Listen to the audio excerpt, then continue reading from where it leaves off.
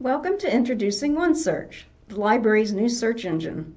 My name is Mary Barker, and I'm going to show you how to perform basic searching for library resources using OneSearch. If you have used Summon in the past years, OneSearch has replaced Summon, but the two are almost identical in functionality, and there are a few cool new things you can do in OneSearch. At the end of this workshop, you will understand what OneSearch is and what content it searches. You will be able to perform a search, limit the search, know how to view results, know how to cite and save those results, know how to extend a search to items not held by Evans Library, and know how to get research help when you need it. So what is OneSearch? OneSearch is a tool that lets you search the majority of the Evans Library's resources at one time. It is like the library's version of Google, but it only searches authoritative library resources. These are the resources that your professors and instructors usually want you to use in your assignments. The library's resources include books and ebooks, articles, journals and newspapers, theses and dissertations, streaming video and DVDs, and more, like digital special collections, maps, patents, all kinds of things. Just like Summon, OneSearch is easily accessed on the library homepage using the search box in the middle of the page. To get started, just type in keywords or phrases in quotes that describe your topic. I'm going to search technology in education.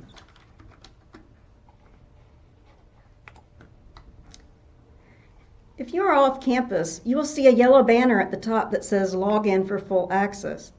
You can log in now with your tracks information, or you will be prompted the first time you try to open a full text of a resource. The results are already limited to items that are available to you in full text online or available physically in the library. We will look at expanding your search beyond the library's resources later in this presentation. These results are ranked by relevance and have brief descriptions. The number of results will display here. If available, the first item will be a research starter.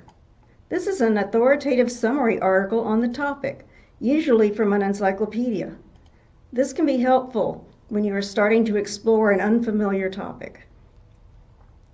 Each item will have an icon showing its type of material. Here you see we have a print book, an ebook, an online journal, academic articles, conference proceedings, reports.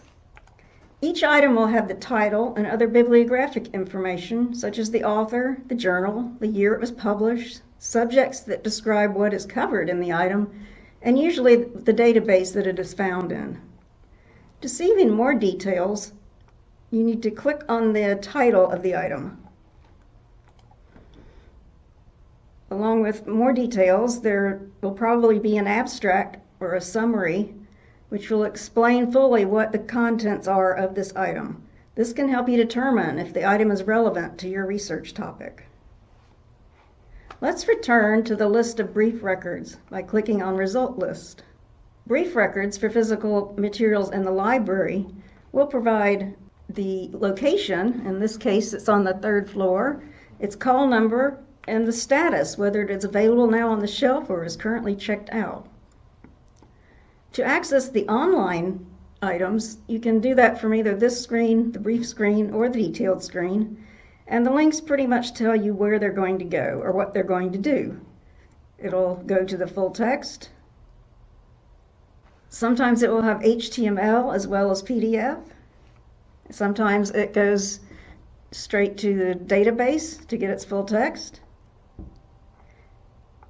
And sometimes there is no direct link, so the full text finder button will send it out to look at all the resources that the library has and look for a match. The full text finder results page will give you one or more possibilities where full text might be available. It may not take you directly to the article, it may only be able to get to the journal site.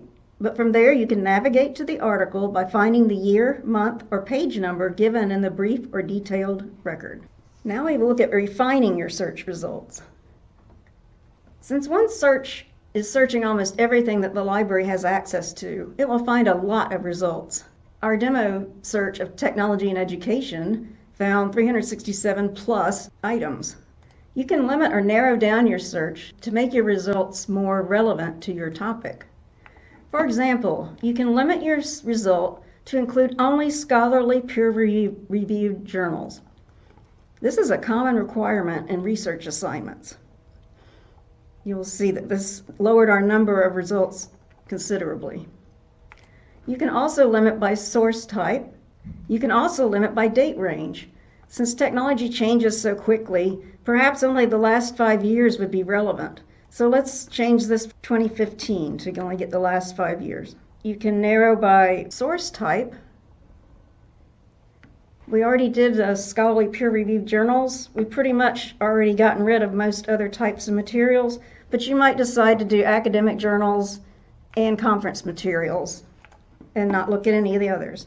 You can limit by subject, and this is a really easy way to really define what it is you want to paper on. Is it educational technology in general, higher education, technology and education, college students and education? Let's look at distance education.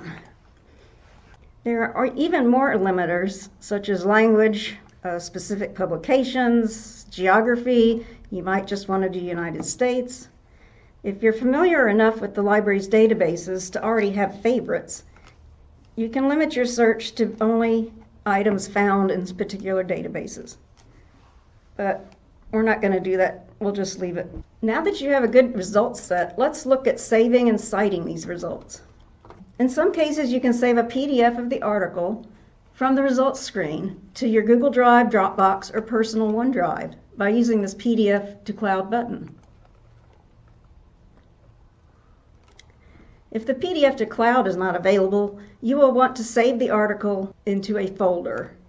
Just click on the folder to the right of each item that you want to save. The items will be found in your folder here, and you can also access it from the folder at top. Once you have the items in a folder, you're able to print, email, save, or export them. There are even more options if you click on the title and get the detail page.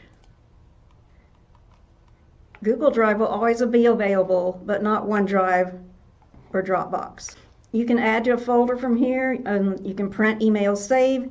You can also create a note to yourself about this article, and you can cite it. To get a citation, click on Cite. It will ask you to choose from whatever format you want. OneSearch does not guarantee the accuracy of these citations, so it'll give you a short article about the style so that you can know what it looks like, and then you can double check your results. You should always double check your citations before you turn in your work. If you used some in the past, you will want to pay particular attention to this. The URL in the address bar is for this session only. You cannot save this URL and get back to the article. To do that, you will need to click on Permalink here. This permalink will always retrieve this article in OneSearch. You can shorten it by using bit.ly if you like. You can extend your search to items not held by Evans Library by unclicking Available in Library and Available in Full Text. Now it will search everything in the EBSCO Discovery Service, not just items that you have the right to access. You won't be able to access the full text of these items, but you can request a copy or a loan from the library's Interlibrary Loan Service. When full text content is not available, the Request through Interlibrary Loan link may appear. Clicking on it, and after you authenticate with Trax, will give you the Interlibrary Loan form already filled out, bibliographic information, and your name and email at the bottom. Check to make sure that the machine filled it in correctly, and then click Submit Request, and a librarian will try to borrow a copy for you from another library. For articles and book chapters, a PDF of the article could arrive in your email within 24 hours. Books have to be mailed, so of course they will take longer. You can also look for more content by continuing your search in Google Scholar. Clicking on the Google Scholar button on the right pane will bring your search terms over, and you'll already have your search completed and ready to start looking at results. There are a few databases that are not loaded in OneSearch, and some of them are ProQuest databases. If you search in ProQuest, you will find more content that is full text and ready for you to look at. On the right pane, you will find librarian recommended databases and research guides. These are databases that will be your best bet for finding content based on your search terms. Research guides are special web pages created by Evans Library librarians to provide useful resources and information on subjects, courses, and topics. They are a great place to start your research if you have no idea where to begin. If you are in OneSearch and have a question, the Ask a Librarian chat box is available on every page. And help is always available in the library through the website at lib.fit.edu, either in person or through the many communication options available. So that is a basic overview of OneSearch. You should now be able to understand what OneSearch is and what it searches. You should be able to perform a search and limit it. You should be able to view the results, cite and save those results. You can extend your search to items not held by the Evans Library, and you know how to get research help. Thank you for learning about OneSearch, and remember, if you ever have any questions, just ask a librarian.